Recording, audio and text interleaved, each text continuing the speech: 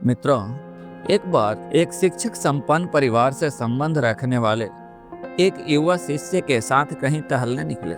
उन्होंने देखा कि रास्ते में पुराने हो चुके एक जोड़ी जूते उतरे पड़े हैं, जो संभवतः पास के खेत में काम कर रहे गरीब मजदूर के थे, जो अब अपना काम खत्म कर घर वापस जाने की तैयारी कर रहा था। शिष्य को मजाक सूझा और उसने शिक्षक से कहा, गुरुजी, क्यों ना हम ये जूते कहीं छिपाकर झाड़ियों के पीछे छिप जाएं? जब वो मजदूर इन्हें यहाँ नहीं पाकर घबराएगा तो बड़ा मजा आएगा। शिक्षक गंभीरता से बोले, किसी गरीब के साथ इस तरह का भद्दा मजाक करना ठीक नहीं है। क्यों ना हम इन जूतों में कुछ सिक्के डाल दें और छिपकर देखें कि इसका मजदूर पर क्या प्रभाव पड़ रहा है। शिष्य ने ऐसा ही किया और दोनों पास की झाड़ियों में छुप गए। मजदूर जल्द ही अपना काम खत्म कर जूतों की जगह पर आ गया।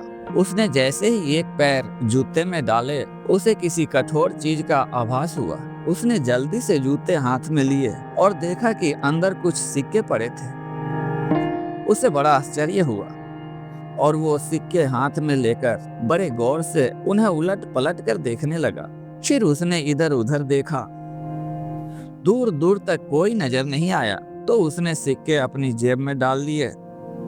अब उसने दूसरा जूता उठाया, उसमें भी सिक्के पड़े थे। मजदूर भाव विभोर हो गया, उसकी आंखों में आंसू आ गए। उसने हाथ जोड़कर ऊपर देखते हुए कहा, हे भगवान, समय पर प्राप्त इस सहायता के लिए उस अनजान सहायक का लाख लाख धन्यवाद। उसकी सहायता और दयालुता के कारण आज मेरी बीमार पत्नी को दवा और भूखे बच्चों को रोटी मिल सकेगी। मजदूर की बातें सुन शिष्य की आंखें भर आई। शिक्षक ने शिष्य से कहा, क्या तुम्हारी मजाक वाली बात की अपेक्षा जूतों में सिक्का डालने से तुम्हें कम खुशी मिली? शिष्य बोला, आपने आज मुझे जो पाठ पढ़ाया है उसे मैं जीवन भर नहीं भूलूंगा।